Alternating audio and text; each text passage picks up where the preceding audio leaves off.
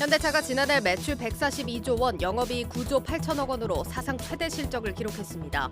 올해는 경기 침체와 미국 인플레이션 감축법으로 어려움이 예상되는 가운데 전기차와 고부가가치 SUV로 수익성 방어에 나설 방침입니다. 하나솔루션이 최대 빅테크 중 하나인 미국 마이크로소프트와 글로벌 태양광 동맹을 위한 파트너십 계약을 체결했습니다. 한화는 태양광 모듈 공급은 물론 발전소 설계와 시공까지도 모두 맡았습니다. 외국인과 기관의 동반 매수로 코스피가 40포인트 급등하며 2,460선에 올라섰습니다. 외국인은 반도체와 배터리를 중심으로 올 들어 6조 원을 사들이며 연초 불꽃 장세를 이끌고 있습니다. 올 들어 네이버와 카카오가 기관 투자자들의 최선호 종목으로 반전했습니다. 낙폭 과대라는 수급 요인과 함께 해외 시장을 겨냥한 웹툰 등 콘텐츠 전략이 기대를 모은 것으로 풀이됩니다.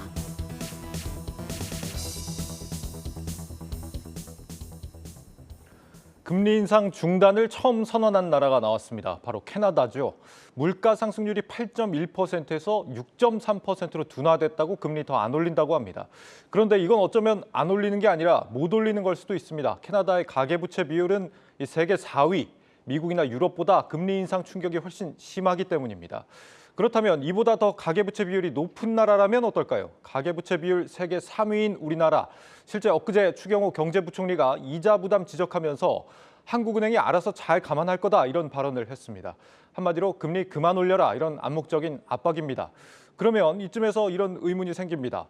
기대 인플레가 다시 오르고 있고 난방비 폭탄도 이제부터 시작이라는데 물가는 그럼 대체 누가 잡나? 앵커의 답답함이었습니다. 증시 프리즘 박혜린 기자와 문을 엽니다. 박 기자, 요즘 집에 난방비 많이 오르지 않았습니까?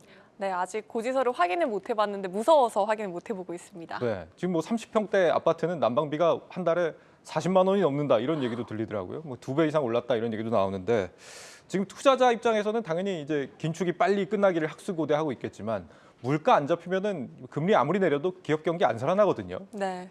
정부가 지금 이제 취약계층 난방비 바우처 이거 지급하는 것만 생각할 때가 아니다 이런 생각이 듭니다. 오늘 장 흐름부터 한번 정리를 한번 해보죠. 외국인들 지금 지치지도 않고 또 들어왔습니다. 오늘로 지금 몇 거래일째입니까? 네, 10거래일째 무려 순매수를 보이고 있는데요. 네. 이 기간 금액으로 보면 4조 5천억 원 정도 됩니다. 그렇다면 도대체 어떤 주식들을 이렇게 담고 있는 건지 궁금하시죠? 네. 이달 11일부터 현재까지 외국인 투자자가 가장 많이 담은 종목들 정리해봤습니다. 크게 보면 삼성전자와 SK하이닉스 등 이 반도체주와 2차 전지 업종들이 포진해 있고 또 은행주들도 눈에 띄죠. 예, 긴축 끝나간다고 지금 벌써 축포들을 터뜨리고 있는 네. 그런 분위기인 것 같습니다. 어제도 그렇고 지금 연초부터 SK하이닉스랑 삼성전자 주가가 많이 오르는 게 이 외국인 때문이었군요. 왜 네, 이렇게 그렇습니다. 사들이는 겁니까? 네, 실제로 외국이 올 들어서 이 첫 거래일인 2위를 제외하고 오늘까지 삼성전자 하루도 빠짐없이 사들이고 있는데요. 반도체 바닥론이 본격화되고 있다는 것을 방증하고 있는 겁니다.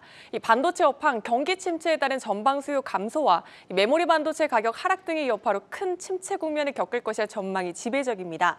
이에 따라 메모리 반도체 기업들은 몸집 줄이기에 나서고 있는데 오히려 이 몸집을 줄이게 되면 재고가 감소하면서 반도체 수요가 증가하는 회복 사이클을 보일 것이란 기대에 감산 결정이 오히려 시장에서 호재를 일으키고 있습니다.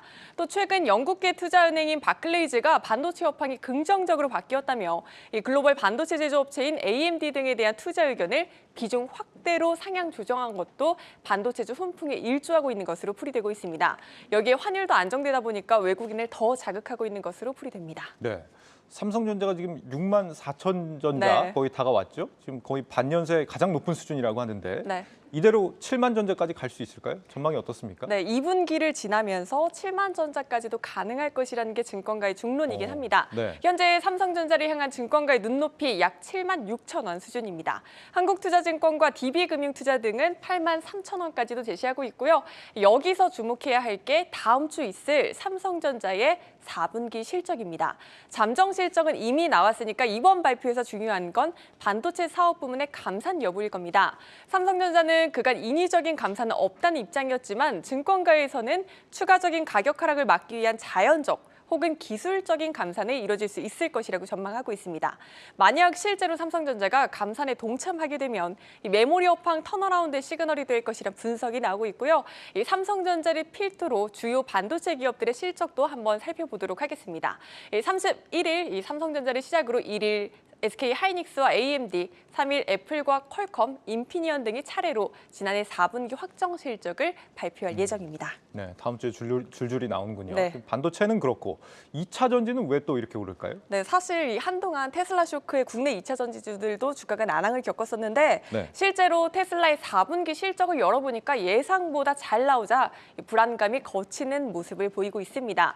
일론 머스크 테슬라 CEO는 1월 현재까지 받은 주문은 생산량의 2배로 테슬라 역사상 가장 많다며 자동차 시장 전체 위축에도 불구하고 수요는 좋을 것으로 생각한다고 자신감을 드러내기도 했습니다.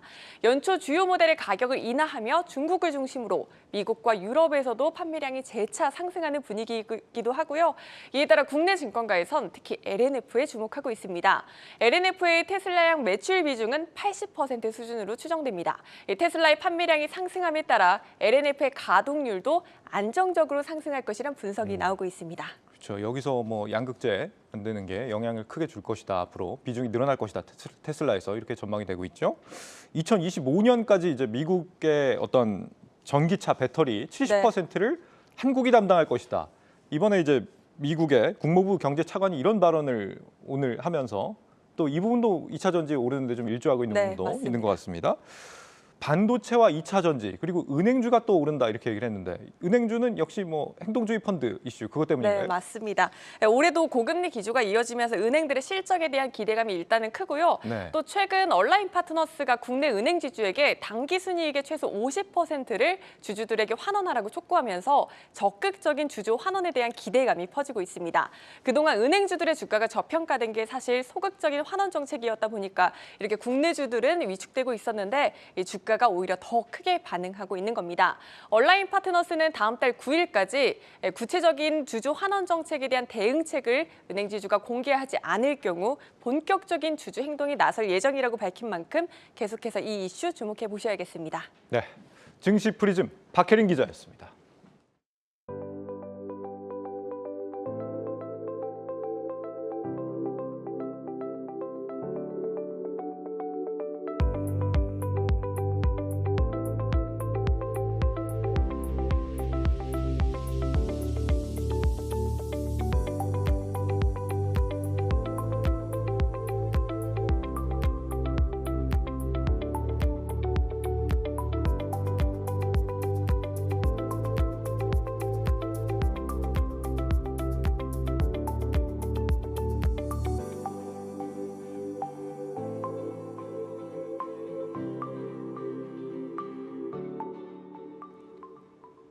현대차가 지난해 10조 원에 육박하는 사상 최대 영업이익을 냈습니다. 올해는 차 수요가 줄고 미국 IRA법 여파도 있어서 쉽지 않은 한 해가 예상되는데 현대차는 적극적인 신차 출시로 정면 돌파하겠다는 의지를 밝혔습니다. 김민수 기자입니다. 현대차가 지난해 사상 최대 실적을 기록했습니다. 영업이익은 10조 원에 육박했고 매출도 140조 원을 넘는 역대급 실적입니다. 특히 반도체와 부품 수급이 개선된 4분기에만 3조 3천억 원에 달하는 영업이익을 거뒀습니다. 지난 3분기에 1조 3천억 원의 세타2 엔진 충당금을 반영한 것을 감안하면 연간 영업이익이 10조 원을 훌쩍 넘어선 겁니다.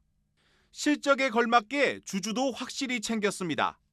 전년 대비 50% 늘어난 6천 원의 기말 배당을 결정했고 발행 주식의 1%에 달하는 자사주도 소각하기로 했습니다. 역대급 실적을 뒤로하고 이제 시선은 올해로 향하고 있습니다. 고금리 속 글로벌 경기 침체로 전 세계적인 수요 감소에 대한 우려가 커지고 있기 때문입니다.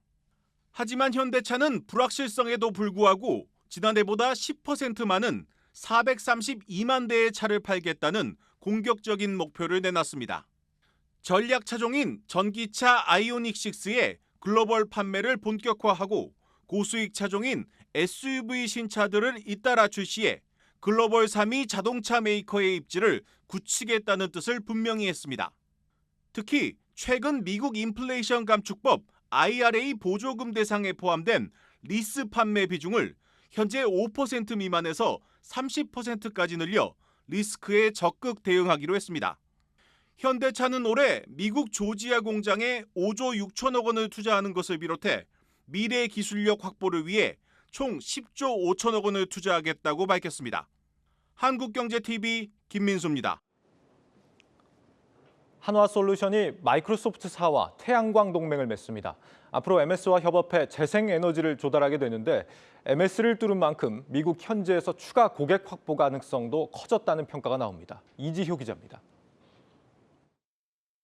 한화솔루션이 세계 최대 빅테크 기업 마이크로소프트와 태양광 동맹을 맺습니다. MS는 태양광 발전소 건립에 자금을 투자하고 여기서 나오는 전력을 구매할 예정인데 한화솔루션이 이 발전소에 태양광 모듈을 공급하는 것은 물론 발전소의 설계 시공까지 맡기로 했습니다. 글로벌 ICT 기업이 태양광 기업에서 직접 대규모 재생에너지를 조달하는 것은 이번이 처음입니다. 보통 이 회사들은 이 디벨로퍼를 통해서 재생에너지를 조달을 했었는데 이제 직접 태양광 업체랑 이렇게 파트너십을 체결한 거는 최초라는 의미가 저희 같은 경우는 패널을 이제 직접 제조를 하고 미국에서 생산된 그런 패널을 공급을 할 예정이기 때문에 MS를 뚫은 만큼 글로벌 아리백에 동참한 애플, 구글, 아마존 등 추가적인 고객사 확보도 기대됩니다. 에너지 보안이 부각이 되면서 이제 중국에 못 들어오고 그러다 보니까 이제 한화솔루션밖에 플레이어가 없는 거죠. 주거용 상업용은 한화솔루션이 일단 무조건 유일하게 거의 독점 수준으로 할 수 있을 것 같고 MS가 이렇게 한다면은 다른 기업들도 선뜻 나서서 할 것 같습니다.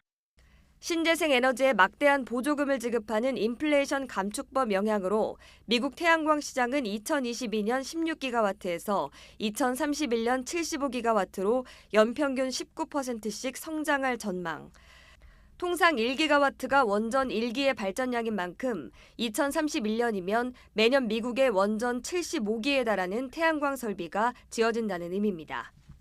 현재 한화솔루션은 미국에서 유일하게 태양광 핵심 밸류체인을 구축하고 있습니다. 3조 2천억 원을 투자해 올해 기존 미국 조지아주 달튼 공장의 연간 태양광 모듈 생산 능력을 1.7기가와트에서 5.1기가와트로 늘리고 2024년 말까지 인근의 태양광 패널의 재료인 잉곶 웨이퍼 셀을 3.3기가와트씩 생산하는 솔라허브를 조성한다는 계획입니다.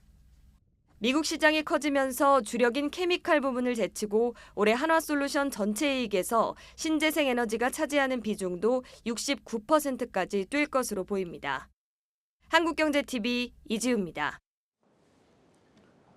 국내 대표 성장주이자 한때 국민주 칭호까지 얻었던 종목들이 있습니다. 바로 네이버와 카카오. 지난해 개인 투자자들에게 고통을 안겨줬던 이 종목들의 분위기가 연초 들어 심상치 않습니다.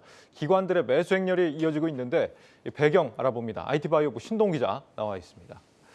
신 기자, 지금 네이버, 카카오 주가가 작년 고점 대비 지금 반토막 이상 낮아져 있는 상황이잖아요. 예, 맞습니다. 그런데 지금 기관들이 들어오고 있다고요? 예, 맞습니다. 말씀하신 것처럼 연초부터 이 네이버와 카카오들의 이제 주주들에게 기분 좋은 소식이 들려오고 있습니다. 이 국내 기관들이 이 네이버와 카카오를 집중적으로 사들이고 있는데요. 올해 첫 개장일인 2일부터 오늘까지 집계를 한 결과 기관 순매수 1위 종목은 카카오고 같은 기간 네이버도 기관의 순매수 종목 5위에 올랐습니다. 이 금액으로 살펴보면은요, 이 카카오는 약 2,100억 원, 네이버는 약 한 1,030억 원가량 매수를 했습니다. 네, 작년에 먹통 사태, 쪼개기 상장 논란에 참 좋은 일이 하나도 없었는데 그렇죠. 어느새 올해는 지금 기관들의 1위 순위에 올랐다 이거군요. 네, 맞습니다. 외국인들은 지금 반도체주 사고 있는데 기관들은 지금 이 그쵸. 성장주 투자하고 있는 거다. 주가는 얼마나 지금 오른 겁니까? 그러면 주가가?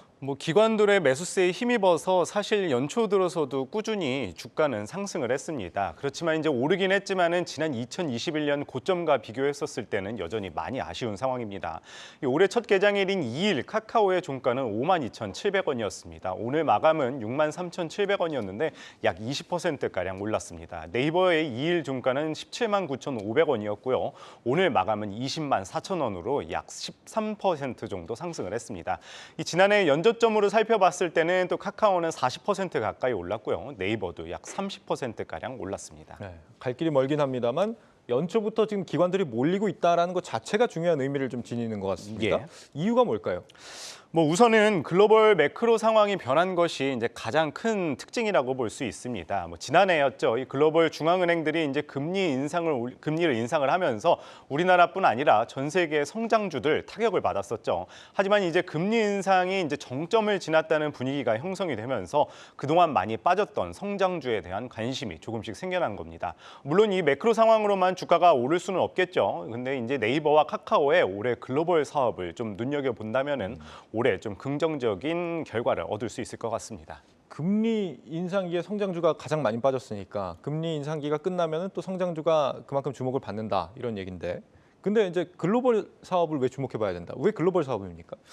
뭐 그간 사실 뭐 양사 모두 이 네이버와 카카오의 경우 내수 기업이라는 꼬리표가 그간 붙지 않았습니까? 그런데 이제 이 네이버와 카카오가 올해 들어서 해외 사업에 이제 집중을 하는 만큼 거기서 이제 이익이 난다면은 네이버와 카카오 양사 모두 한 단계 이제 업그레이드 될 수 있기 때문에 특히나 해외 사업에 좀 눈여겨봐야 된다 이렇게 말씀드릴 수 있을 것 같은데요. 앞으로 이제 수익성 확장이 기대되는 곳은 특히 이제 해외 사업이다. 그렇죠. 뭐 실제로 이제 공시에 따르면은 지금 이제 네이버의 해외 매출 비중이 약 한 15% 정도 되고요. 네. 카카오 같은 경우는 19% 정도 되는데 여전히 이거를 충분히 이제 성장 가능성이 있다 이렇게 설명드릴 수 있겠죠. 지금 뭐 네이버, 카카오 글로벌 사업 여러 가지가 있겠죠. 뭐 중고 거래도 할 수 있고 예. 웹툰도 지금 하고 있고요. 예, 맞습니다. 어떤 부분을 좀 보고 예. 봐야 됩니까? 뭐 그간 뭐 네이버의 경우 뭐 말씀하신 것처럼 C2C 거래에 있어서 좀 초점을 맞췄었고 카카오도 좀 다른 거에 초점을 맞췄었는데 오늘은 양사가 공통적으로 진행하고 있는 이 콘텐츠 사업에 좀 초점을 맞출 필요가 있다고 생각해서 설명해 드리려고 합니다. 예. 우선 네이버를 보면은요 요새 이 K 웹툰이 엄청나게 인기죠. 이 글로벌적으로 선풍적인 인기입니다.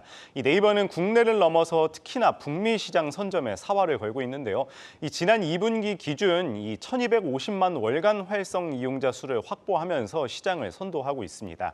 이 최근에 인수한 포시마크와의 협업을 통해 이 북미 이용자 공략을 한층 강화한다는 전략인데요.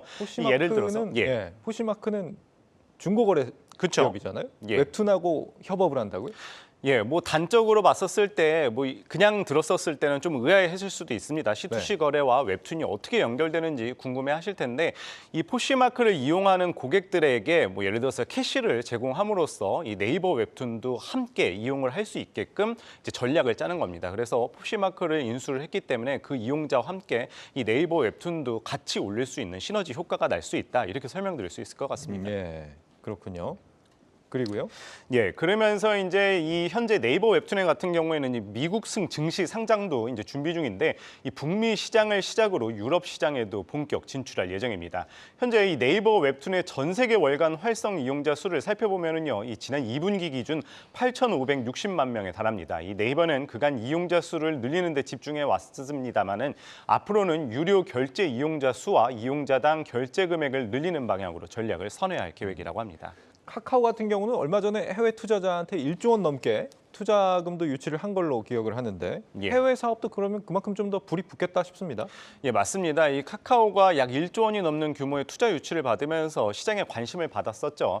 이 카카오 엔터테인먼트, 즉 카카오의 콘텐츠 자회사인 카카오 엔터테인먼트사가 사우디 등 해외 국부 펀드로부터 약 1조 2천억 원 규모 투자를 유치했습니다.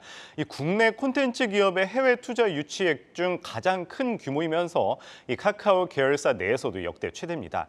이 카카오 엔터테인먼트는 만여 개의 웹툰과 더불어서 웹소설 등 오리지널 스토리 지식재산권, 즉 IP라고 하죠. 이 IP가 7만여 곡의 음원 라이브러리, 또 음악, 영상 콘텐츠 제작과 유통 능력 등 이 콘텐츠 영역 전반에 걸친 밸류체인을 갖고 있다는 점이 가장 큰 특징입니다. 1조 원이 넘는 규모의 투자를 유치했다는 건 그만큼 카카오의 콘텐츠가 경쟁력이 있다는 거죠. 아직 구체적으로 그 규모 투자 금액을 어떻게 쓸지 투자 방향은 나오지 않았지만요. 이 카카오 엔터테인먼트는 이번에 확보한 재원을 바탕으로 당초 카카오그룹이 내걸은 이 미래 비전이자 글로벌 기업으로 성장하는 내용을 뼈대로 한 이 비욘드 코리아를 앞으로 가시화할 방침입니다.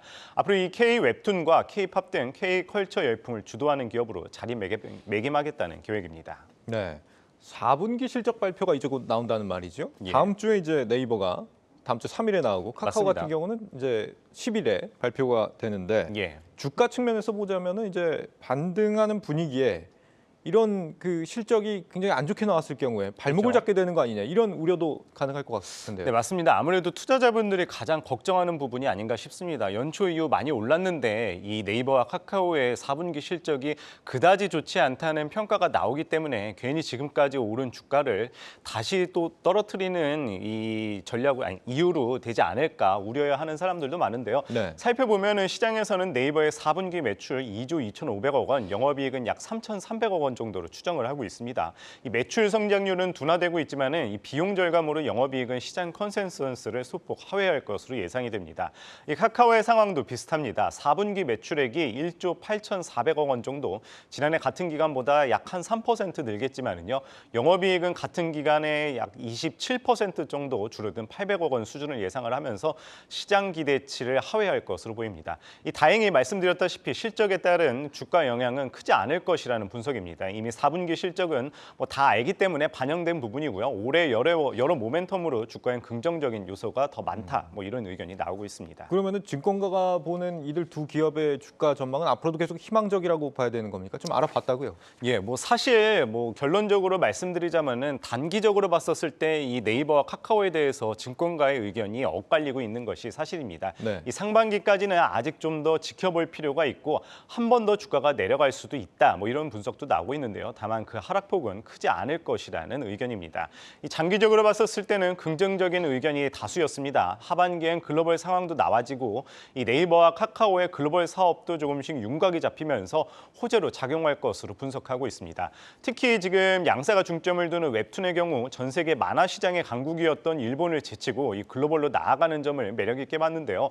이 웹툰의 경우 단지 웹툰에 그치지 않고 드라마라든지 영화 등으로의 확장성도 있어서 앞으로 이 네이버 카카오의 해외 콘텐츠 사업을 긍정적으로 평가를 하고 있습니다. 네. 이 수익 창출 측면에선 기대감이 높은 상황인데 작년에 주가를 이제 못 오르게 만들었던 그런 요인들 또 몇 가지 더 있지 않습니까? 플랫폼 규제라든지 몇 규제도 가지가 있고. 있었었죠. 인건비가 너무 많이 올라간 부분 이런 예. 부분도 지금 지적이 되고 있고 또 광고 경기가 어쨌거나 올해 경기가 침체가 되면은 좀 둔화되지 않겠느냐. 분사 이슈도 아직 남아 있는 상황인 것 같고요. 어떻게 될까요 앞으로? 예, 맞습니다. 말씀하신 것처럼 여러 이슈가 아직까지 있고 리스크도 여전히 남아 있는 상황입니다. 그런데 올해 기준으로 봤었을 때 작년까지 이어졌던 그런 리스크들은 이미 지금의 현 주가에 선반영됐다는 것이 이제 증권가들의 분석입니다. 네. 그렇다고 리스크가 아예 없지는 않습니다. 계속 지금 이슈가 되고 있는 네이버 같은 경우에는 이제 C2C 시장을 공략하고 있는데 이 포시마크가 상당히 큰 금액으로 인수를 했습니다. 따라서 이게 실질적으로 수익이 내기까지는 어느 정도 시간이 걸리기 때문에 시장에서는 또 이거를 또 리스크로 바라보고 있고요. 카카오 같은 경우에도 이제 지난해부터 계속 이슈였었죠. 이 문화발식 확장이라든지 상장을 계속 자회사 상장을 하기 때문에 이에 따라서 카카오 이 그룹 이 주가에도 상당히 영향을 미쳤기 때문에 리스크가 여전하다고 이야기를 할 수 있을 것 같은데요. 앞에서도 말씀드렸지만은 이미 이 리스크들은 선반영됐고 올해 이제 해외 사업들이 구체적으로 가시화되고 안정적으로 수익이 난다면은 결론적으로 올해 하반기부터는 이 양사의 주가가 또 반등할 것이라는 의견이 대다수였습니다. 그래가지고 양사 둘 다 자기들 하기에 달렸다 이렇게 볼 수 있겠네요. 네, 맞습니다. IT바이오부 신동호 기자였습니다.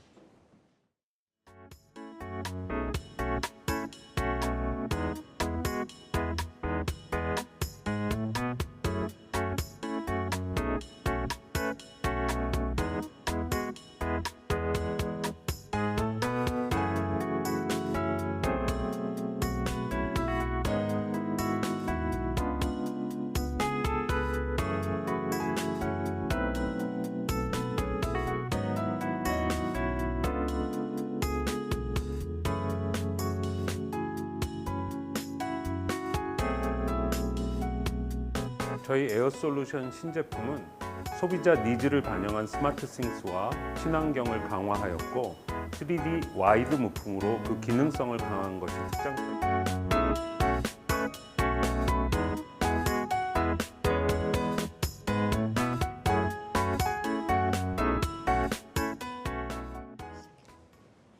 네, 요즘 제로 슈가 열풍이 불면서 한국의 대표 술 중 하나죠. 이 소주 업계에도 무가당 소주가 등장했습니다. 요즘 그 인기도 대단한데 이 제로 슈가라고 타이틀이 붙은 만큼 당류도 낮고 칼로리도 낮아서 지금 다이어트 소주로도 불린다고 합니다. 그런데 정말 그런 건지 유통산업부 김예원 기자와 함께 들여다보겠습니다.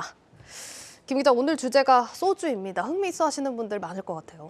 네, 저희가 잘 아는 초록병 소주 하나가 네. 이제 밥 2공기와 칼로리가 맞먹는다는 거 알고 계셨나요? 그렇다고 하더라고요, 진짜. 네, 허정미 앵커도 소주 즐겨 드시는 걸로 알고 있는데 그래요? 이런 걱정하시는 분들 요즘 많아지면서 주류업계가 이제 무가당 소주를 잇따라 좀 출시하고 있습니다. 네. 그렇다면 요즘 나오는 무가당 소주가 이제 마시면 정말 살이 안 찌는 것일까? 요걸 제가 한번 취재해봤습니다. 네, 제 이미지가 자꾸 이렇게 되면 안 되는데 일단 뭐 저도 궁금하긴 합니다. 일단 무가당 소주라고 하는 게 말 그대로 설탕이 안 들어간 소주 맞죠? 네, 맞습니다. 제로슈거 소주는 기존 소주에서 이제 과당을 빼는 대신 대체 감미료를 넣은 제품인데요. 이제 희석식 소주는 알코올로 이뤄진 주정에 물과 소량의 감미료를 혼합해 생산을 합니다. 이때 감미료로 넣는 과당이 이제 무생무치의 주정에 맛을 좀 살리는 역할을 했는데요. 네. 제로슈가 소주는 이 과당을 빼고 이제 스테비아, 에리스리톨 등 설탕 대체제를 넣어 단맛은 좀 유지를 하되 소주의 기본 맛은 좀 보존한 것이 특징입니다. 대표적으로 국내 주요 주류업체 4곳이 이 무가당 소주를 판매하고 있는데요. 지난해 9월 롯데칠성음료가 16년 만에 소주 신제품 세로를 출시했죠. 네. 하얀 병에 이제 제로 슈가를 강조하면서 지난해 말까지 누적 3,500만 병이 팔렸습니다. 최근에 이제 소주업계 1위인 하이트진로가 진로이즈백을 제로 슈가로 리뉴얼 출시하면서 네. 이제 요 무가당 소주 시장이 더 커질 것으로 좀 보이는 상황입니다. 일단 뭐 지금 광고가 되는 측면을 보면은 아무래도 뭐 가볍게 즐길 수 있는 소주다 이런 문구도 많이 보이는 것 같고 제로 슈거라고 하면은 정말로 칼로리도 확 낮아졌나요? 네, 업체들마다 열량은 좀 제각각이긴 한데요. 살펴보면 평균적으로 칼로리가 320kcal 수준입니다. 밥 한 공기보다는 높고 이제 기존 소주 제품보다 칼로리가 실제로 크게 줄지도 않았습니다. 그러니까 기존 소주 칼로리는 얼마나 되는 겁니까? 그럼? 보통 이제 평균 소주 한 병 칼로리가 400칼로리 정도로, 400kcal 정도. 그러니까 기존 제품보다는 한 80칼로리 정도 낮긴 하지만 지금 밥 한 공기보다는 칼로리가 높다라는 건데 그러면 당을 이렇게 확 줄였는데도 칼로리가 꽤 나온다는 거죠? 칼로리가 어디서 이렇게 나오는 걸까요? 네, 올해부터 이제 술의 열량을 좀 표시하기로 해가지고 이제 제로슈거 소주는 라벨에 열량도 표시를 하고 영양 표시도 하는데요. 네. 이 소주병 뒤를 살펴보면 영양 성분은 모두 0이라고 좀 표시가 돼 있습니다. 탄수화물, 당, 나트륨 등 영양 성분의 일정 비율을 곱해서 열량이 산출되는 거라 조금 의아하실 수 있는데요. 알코올 자체에 칼로리가 있기 때문입니다. 업체마다 첨가물이 조금 달라서 칼로리가 좀 다 다르긴 하지만 통상적으로 알코올 1g당 칼로리는 7kcal 수준인데요. 국내 소주업체 1위 하이트진로의 경우를 보면 기존 제품에 비해 이제 제로 슈가 제품이 칼로리가 10kcal가 줄었습니다. 단순 계산해 보면 알코올 도수를 0.5도 줄이면 칼로리가 10kcal가 줄은 걸 좀 보실 수 있는데요. 오히려 칼로리를 낮추려면 그러니까 도수가 낮아져야 되는 거죠? 그렇죠. 과당을 뺐다고 해서 칼로리가 크게 줄지는 않은 겁니다. 그러니까 소비자가 기대하는 제로 슈거니까 과당이 없으니까 살이 안 찔 거다는 좀 오산이라고 보실 수 있습니다. 요즘 근데 다이어트 소주라고 불리기도 하니까 많은 분들이 또 오해를 하고 계실 수도 있을 것 같은데 그러면 과당을 뺐다는 건 건강에 덜 해롭다 이런 측면에서 좀 의미가 있는 걸까요? 이 제로 슈거 제품이 건강에 덜 해롭냐에 대해서는 좀 의견이 좀 갈리는데요. 우선 설탕보다는 열량이 낮은 데다가 혈당 조절이 어려운 당뇨병 환자에겐 대체 감미료가 설탕보다 낫다는 연구 결과도 있습니다. 따라서 이제 다이어트를 필요로 하는 소비자들은 제로 슈거 제품을 선택하는 게 열량이 더 낮기 때문에 더 나을 수 있다는 건데요. 네. 그러면 이제 대체 감미료에 대한 연구 결과가 조금 부족한 만큼 덜 해롭다고 단정할 수 없다는 의견도 만만치 않습니다. 장기간 섭취했을 경우에 대한 연구도 좀 미비한데 지금까지 나온 해외 연구 사례 가운데선 대체 감미료가 오히려 성인병 발병 위험을 더욱 높인다는 분석도 있고요. 관련해서 가정의학과 교수 인터뷰 한번 들어보시죠. 인공감미료로 맛을 낸 걸 자꾸 먹이면은 사람이 식욕이라는 게 자극받는 신경망 반응에 이상 반응이 생겨서 공복감이 증가하기 때문에 이걸 똑같은 음식을 먹어도 인공감미료를 자꾸 섞어 먹였더니 더 먹더라 뭐 이런 내용이거든요. 대체 감미료를 지속적으로 섭취하는 것이 우리 몸에 미친 영향이 명확하지 않기 때문에 이걸 마음껏 섭취하는 것은 좀 좋지 않다는 설명입니다. 그렇군요. 근데 요즘 이제 소비자들도 그렇고 주식시장에서도 그렇고 무가당 소주에 대해서 관심이 굉장히 큰데 이게 뭐 보니까 상품이 이제 이 무가당 소주 상품 흥행 여부에 따라서 주류업계 뭐 흐름이 바뀔 거다 이런 분석들도 많이 보이더라고요. 네, 이제 증권가에서는 무가당 소주 시장을 좀 누가 선점하느냐가 이제 향후 주류 업체들의 주가의 향방을 가릴 수 있다는 분석도 내놓고 있는데요. 이제 무가당 소주가 전체 소주 시장에서 점유율이 아직은 작지만 이제 처음처럼 새로의 경우를 보면 성장세가 매우 크기 때문에 크고 또 이제 소주업계 1위인 하이트 진로도 가세를 했기 때문에 이제 소비자들이 호기심 때문이 아니라 이 제품을 꾸준히 이제 섭취를 할 거냐를 조금 더 시간이 지나서 보면 이제 향후 주류 시장의 점유율을 바꿀 수도 있다 이런 분석을 내놓고 있습니다. 네, 여기까지 듣도록 하겠습니다. 유통산업부 김예원 기자였습니다.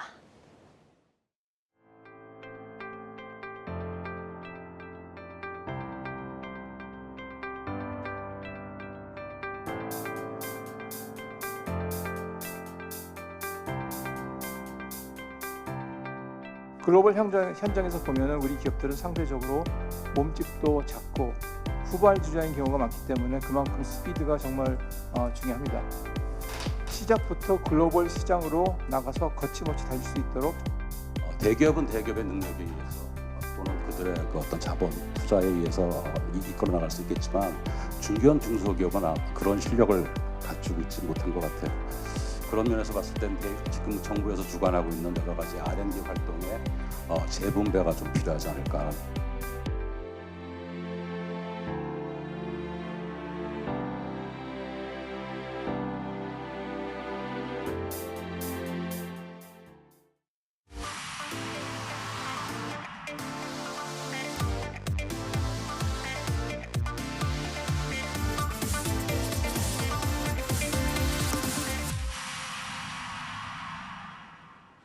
네, 고웨스트 시간으로 이어가겠습니다. 미국 기업들의 실적 시즌 본격적으로 시작이 된 가운데 대망의 테슬라 실적이 나왔습니다. 관련 업계의 중요한 지표가 될 텐데요. 조연 기자와 함께 들여다보겠습니다.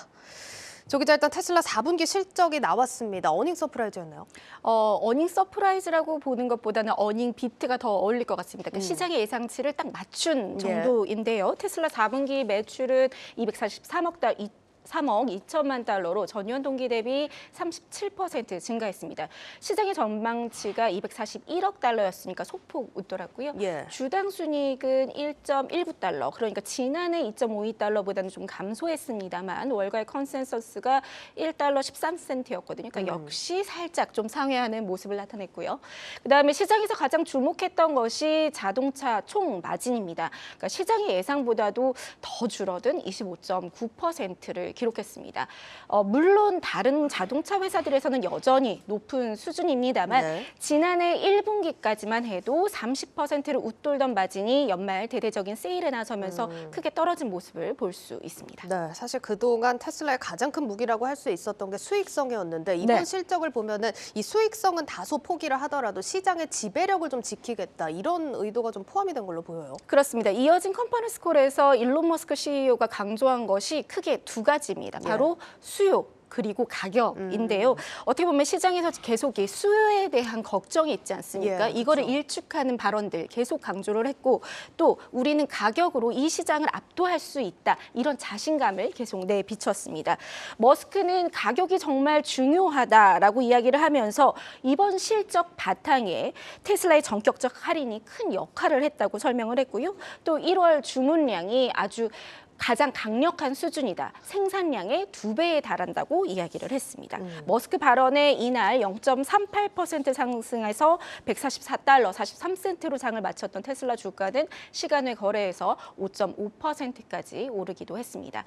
그런데 이제 여기서 수요를 좀 더 살펴보자면 올해 테슬라가 예상한 판매량이 180만 대입니다. 그러니까 이게 정확히 뭐 생산량인지 아니면 소비자들에게 주는 인도량인지 목표를 이제 얘기를 하지는 않았어요. 구체화되진 않았던 거고요. 그렇죠. 원래 테슬라가 갖고 있는 인도 목표량이 있습니다. 매년 평균적으로 한 50% 늘겠다 이런 얘기를 해왔었죠. 자, 2021년 93만 5천 대에서 2022년 131만 대.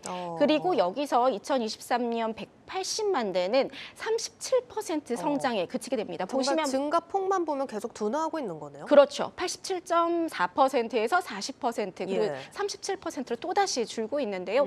이제 컨퍼런스 콜에서도 이 목표량 증가 둔화세에 대한 질문이 나왔는데 이에 머스크는 지구상 어딘가에서 일어나는 이 엄청난 불가항력적인 일이 항상 있을 것 같기 때문이다. 이렇게 말을 했어요. 무슨 의미인가요, 이게? 그러니까 이제 코로나나 러시아 우크라이나 전쟁처럼 좀 천재지변을 예상 못하는 것들이 있을 수도 그렇죠. 있고 또 월가에서는 사실상 이제 글로벌 경기 침체를 머스크가 우려한 거 아니냐 이런 전망도 뭐 해석도 내놓고 있습니다.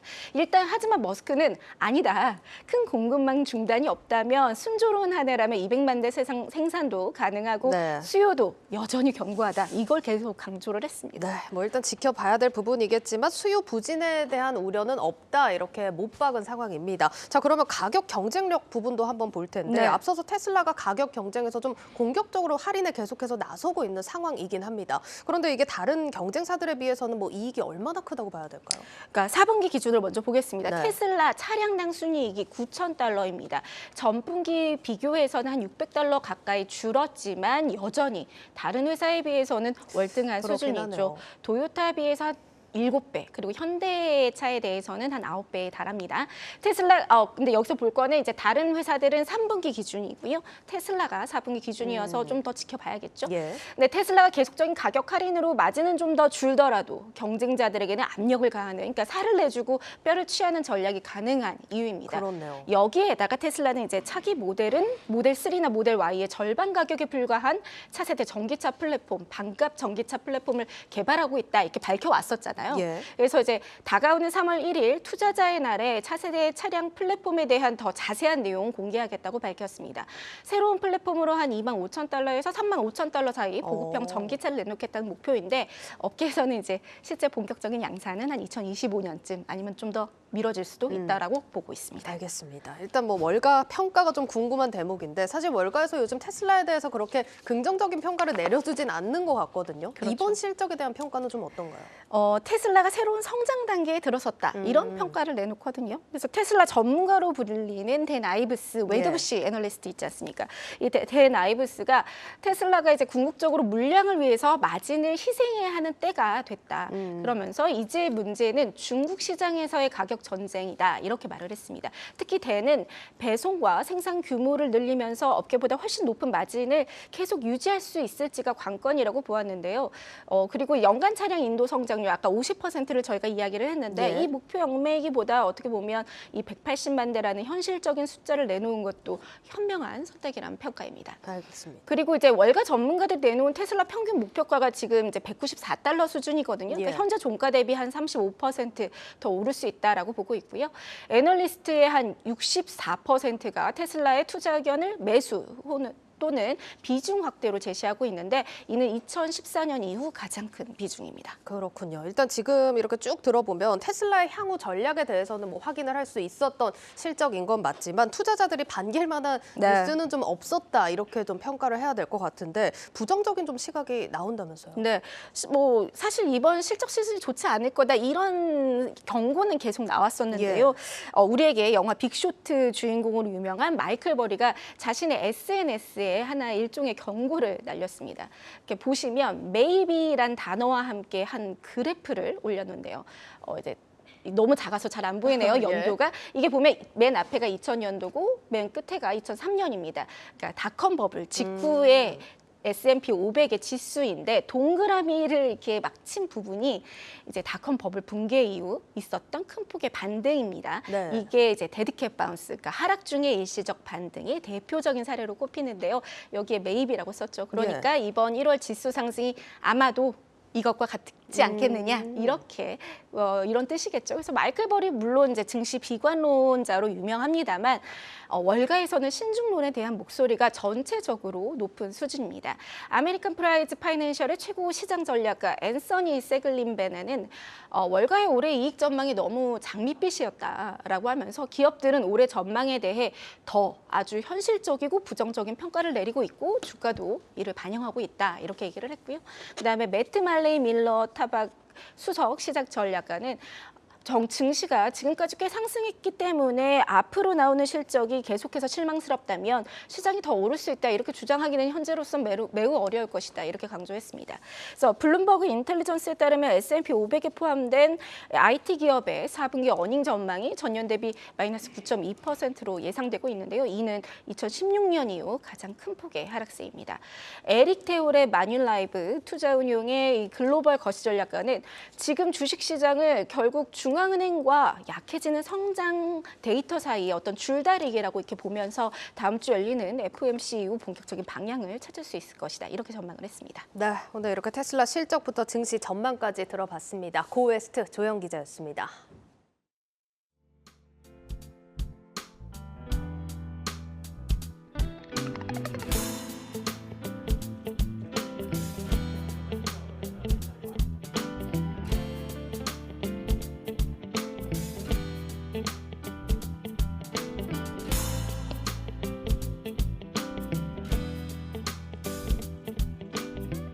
지나치게 공격적인 외형 확장보다는 시장 안정에 보다 힘써주시기 하는 바람이 있습니다.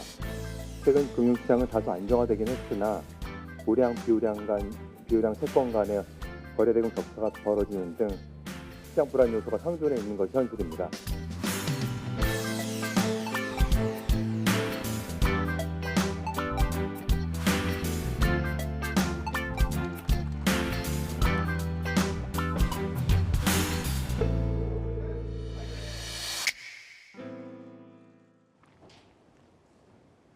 핀테크 기업 토스가 통신 서비스의 금융 기술을 접목하겠다며 알뜰폰 시장에 뛰어듭니다. 소비자 편의를 위해 앱 내에서 가입과 개통이 가능하게 하고 서비스 센터를 24시간 운영할 계획인데 얼마나 싼 요금제를 내놓을지가 관건입니다. 박승환 기자입니다. 토스는 자회사 토스 모바일을 통해 오는 30일 알뜰폰 서비스를 시작합니다. 본격적인 서비스에 앞서 오늘부터 앱을 통해 사전 신청에 들어갔는데 이승훈 토스모바일 대표는 모바일 경험을 혁신할 것이라고 말했습니다. 토스모바일은 가장 큰 차별점으로 편리함을 꼽습니다. 토스 앱 안에서 알뜰폰 가입부터 유심 배송이나 개통은 물론 요금제 검색과 잔여 데이터 확인까지 가능하도록 했습니다. 간편 결제 서비스 토스페이와의 시너지도 강점으로 내세웠습니다. 휴대폰 이용료를 토스페이로 내면 결제액의 10%를 포인트로 돌려주는가 하면 한 달간 쓰지 않고 남은 데이터가 있다면 포인트로 바꿔줍니다. 대다수 국민들이 통신 서비스에 가입한 만큼 알뜰폰 서비스를 앞세워 간편 결제 등 토스 전반의 이용자로 끌어들일 수 있다는 판단입니다. 토스가 알뜰폰으로 서비스 확장에 나선 이유인데 토스는 앱을 통해 증권이나 뱅킹, 주민센터 등 다양한 서비스를 제공 중입니다. 업계에선 토스의 참전으로 출혈 경쟁을 우려하는 목소리가 나옵니다. 앞서 KB 국민은행은 2019년 리브엠을 통해 알뜰폰 시장에 진출했는데 저렴한 요금제를 앞세워 2년 5개월 만에 가입자 30만 명을 돌파한 바 있습니다. 이런 알뜰폰 시장에 진출을 했는데 비교적 낮은 가격 정책으로 인해 가지고 대체적으로 이제 이익은 많이 못 낸 걸로 보여지고요. 중소 알뜰폰 사업자들은 국민은행 참여를 통해서 중소시장을 좀 침해했다고 부정적으로 보는 경향도 있거든요. 기존 대형 금융사와 비교해 자본력이 낮은 토스로선 소비자 유의는 물론 수익성을 고려한 가격 정책이 필요하다는 조언입니다. 한국경제TV 박승환입니다. 리츠주들이 지난 레고랜드 사태에 따른 부진을 딛고 가파르게 회복하고 있습니다. 상반기 연준 피봇 기대까지 더해지면서 유리한 투자 여건이 조성되고 있다는 분석이 나옵니다. 박찬휘 기자입니다. 부동산을 매입해 임대 수익을 받거나 되팔아 나오는 이익을 투자자들에게 배당으로 지급하는 부동산 투자회사 리츠. 증시 부진 속 안전자산으로 주목받던 리츠는 지난해 금리 인상과 레고랜드 사태로 직격탄을 맞으며 일제히 급락했습니다. 치솟은 금리로 만기가 돌아온 부동산 담보대출 차환을 하게 되면 배당 수익률이 대폭 떨어질지 모른다는 우려 때문이었습니다. 하지만 올 들어 자금 조달 우려가 해소되면서 상황이 크게 달라졌습니다. 낙폭이 컸던 일부 리츠는 대부분 연초 이후 급등세를 보이며 반등 국면에 접어들었습니다. 리츠 자체가 기본적으로 차입금이 많기 때문에 부채비율이 높잖아요. 몇몇 리츠를 중심으로 해서 이제 차환을 해야 되는데 금리가 급등했으니까 이런 것들 금리 인상 기조가 좀 바뀔 것 같다는 기대감으로 뭐 예상한 수준에서 차환도 되고 또 금리가 어느 정도 고정금리 되는 비중이 있기 때문에 그런 부분에서 좀 심리가 안정되는 측면이 있지 않느냐 보고는 있습니다. 실제로 롯데리츠, JR 글로벌 리츠 등이 예상보다 낮은 금리로 자금 조달에 성공했습니다. 이달 NH 오런리츠는 기존 차입금을 차환하기 위해 부동산 담보대출로 1,180억 원을 마련했고 롯데리츠는 만기가 끝난 단기사채 2천억 원을 차환하기 위해 담보대출로 1,300억 원, 담보부사채로 700억 원을 마련했습니다. 특히 대출금리가 5에서 6% 수준으로 당초 예상보다 낮게 책정돼 리츠 평균 배당 수익률을 시중 예금금리보다 높은 6%대로 끌어올린 점이 매력으로 꼽히고 있습니다. 전문가들은 대형 리츠 위주로 접근하라고 말합니다. 롯데나 SK 리츠 같이 그리고 ESR 캔들스퀘어 리츠 같이 주주 구성이 확실한 앵커가 있는 거다 보니까 그 앵커의 힘을 빌어서 조달 차원에서 메리트를 굉장히 많이 얻고 있거든요. 지금 금리가 높은 상황이긴 하지만 결국에는 싸게 빌려야만 투자자들이 받을 수 있는 배당 수익률도 높아질 수 있으니까 리파이낸싱을 할 때 조달 금리를 혜택 볼 수 있는 리츠들 위주로 접근하시는 게 이와 함께 고정금리로 대출을 받거나 만기가 여전히 길게 남은 리츠에 대한 전망은 긍정적이라며 증권업계는 지금이 투자 적기라고 밝히고 있습니다. 한국경제TV 박찬유입니다. 정부가 부동산 경착륙을 막겠다며 이번에는 공공임대사업자에 대한 세금을 줄이기로 했습니다. LH와 SH뿐 아니라 재건축이나 민간건설 임대주택 사업자까지도 대상에 포함됐는데 이들의 세부담을 줄여주면 임차인들의 부담도 같이 줄어들 거라는 게 정부의 견해입니다. 이민재 기자입니다. 공익적 성격을 가진 법인 임대사업자의 종합부동산세 부담이 절반 가까이 줄어듭니다. 3주택 이상을 가진 법인은 중과 누진세율로 최대 5%까지 세금이 부과됐습니다. 그런데 이게 주택수와 상관없이 기본 누진세율로 최대 2.7%가 적용되는 것으로 규제가 완화됩니다. 대상은 민간건설 임대주택 사업자와 주택조합 등입니다. 부동산 공시가격이 상승해 임대주택임에도 세부담이 늘어난다는 우려가 계속해서 제기된 것이 원인입니다. 작년 정기국회에서 정부안과 달리 다주택자에 대한 종부세 중과 제도가 일부 유지됨에 따라 과도한 종부세 부담이 발생하여 임차인에게 전가될 우려가 있습니다. 문재인 정부 때 폐지한 아파트 임대사업자 제도를 되살리는 등 다주택자 규제를 풀고 임대사업 시장을 활성화하기 위한 정책 중의 하나입니다. 여기에 임대주택 건설을 지원하는 토지지원 리츠와 미분양된 공공임대주택에 대해서는 종부세 비과세 혜택을 적용하기로 했습니다. 일시적으로 분양권, 입주권을 가진 1주택자에 대한 특례도 마련됐습니다. 일시적으로 분양권, 입주권을 가진 1주택자에 대한 특례도 개선됐습니다. 취득일로부터 3년이 지난 후에 주택완공 3년 이내에 양도할 경우 비과세 대상이 됩니다. 특히 공공주택 사업자 등에 대한 종부세 규제 완화로 임차인에게 전이되는 세부담이 실제로 줄어들지에 대해서는 의문이 제기됩니다. 종부세를 일부 완화하는 방안은 바람직한 방향이라고 볼 수가 있습니다. 공공임대주택 같은 경우에는 사실 수익을 내는 구조가 아니기 때문에 종부세를 좀 완화한다고 하더라도 임차인에게까지 혜택이 돌아갈 가능성은 적다라고 보는 거죠. 정부는 이번 정책에 따른 임차인 세 경감 규모가 확인된 것은 아니라면서도 400억 원 수준의 세수가 줄어드는 것을 볼 때 세부담 증가세는 꺾일 수 있을 것으로 전망했습니다. 한국경제TV 이민재입니다. 정황근 농림축산식품부 장관이 올해 농식품 분야에서 100억 달러 이상 수출하겠다는 목표를 세웠습니다. K푸드 수출 확대 추진 본부를 세우고 직접 본부장을 맡아 농업 분야 수출 지원을 챙기겠다는 의지도 밝혔습니다. 유호성 기자입니다. 지난해 우리나라 농식품 수출액은 88억 3천만 달러. 전년 85억 6천만 달러보다 3.2% 늘며 역대 최고를 경신했습니다. 인플레이션과 글로벌 물류난, 러시아의 우크라이나 침공 장기화 등 어려운 여건 속에서 거둔 고무적인 성과입니다. 올해 경기 전망도 어둡지만 정부는 농식품 수출을 성장 동력 삼아 경제 위기를 정면 돌파해 나가겠다는 구상입니다. 이를 위해 농식품부는 K푸드 플러스 수출 확대 추진본부를 출범시키고 올해 농식품 수출액 100억 달러를 목표로 잡았습니다. 목표대로라면 올해 농식품 수출액은 지난해보다 12%나 늘어나게 됩니다. 추진본부는 농식품 수출을 위해 물류비를 지원하고 수출 자금을 빌려주는가 하면 딸기나 포도 같은 주력 수출 품목의 해외 마케팅을 돕습니다. 또 농식품 수출 지원 정책이 추진력을 얻을 수 있도록 정황근 농식품부 장관이 추진본부 본부장을 맡아 직접 지휘봉을 잡습니다. 비록 올해도 글로벌 인플레이션과 경기 침체 전망으로 대내 여건이 녹록지 않지만 정부는 수출로 경제 위기를 돌파하고자 합니다. 장관인 제가 본부장을 맡아서 수출 최전선에서 직접 뛰겠다는 비상한 각오로 임하고자 합니다. 농식품 분야 외에도 지능형 농장, 농기자재, 동물용 의약품 등 농업 연관 산업도 함께 육성합니다. 특히 중동과 동남아 등 기후 환경이 다른 국가에 한국형 시범원실을 구축하고 딸기 등 차별화 품종을 연계해 수출 규모를 더 키워나가겠다는 계획입니다.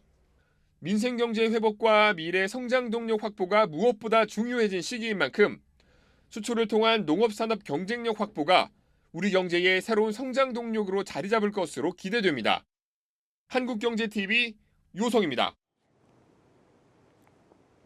서울 아파트값 하락폭이 4주 연속 둔화했습니다. 한국부동산원에 따르면 이번 주 서울 아파트값은 0.31% 하락해 마이너스 0.67%였던 전주보다 하락폭이 줄었습니다.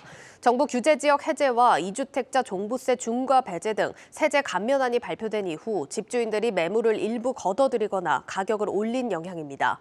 전세값 하락폭도 1.01%로 1.11% 하락했던 전주보다 낙폭이 소폭 감소했습니다. 추경호 경제부총리가 가스요금 추가 인상 가능성을 시사했습니다. 추 부총리는 오늘 기자들과 만나 국제시장에서 우리가 수입하는 천연가스 가격은 굉장히 높은 수준으로 올라 있고 공기업의 적자도 누적돼 있다며 적정 시점에 적정 수준의 가스요금 조정 문제를 검토할 것이라고 밝혔습니다. 이번 발언은 에너지 수요가 많은 동절기 이후 가스요금 추가 인상 가능성을 열어두고 있다는 의미로 해석됩니다.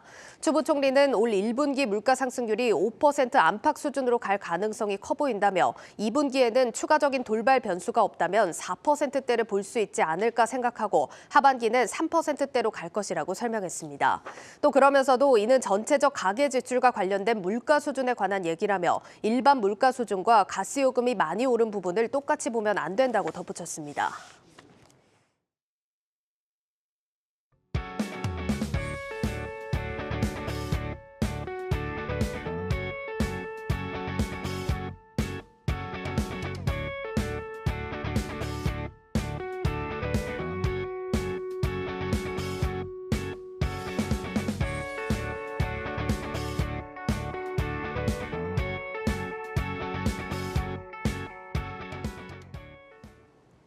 네, 일자 한국경제신문 미리 살펴봅니다. 첫 번째 기사입니다.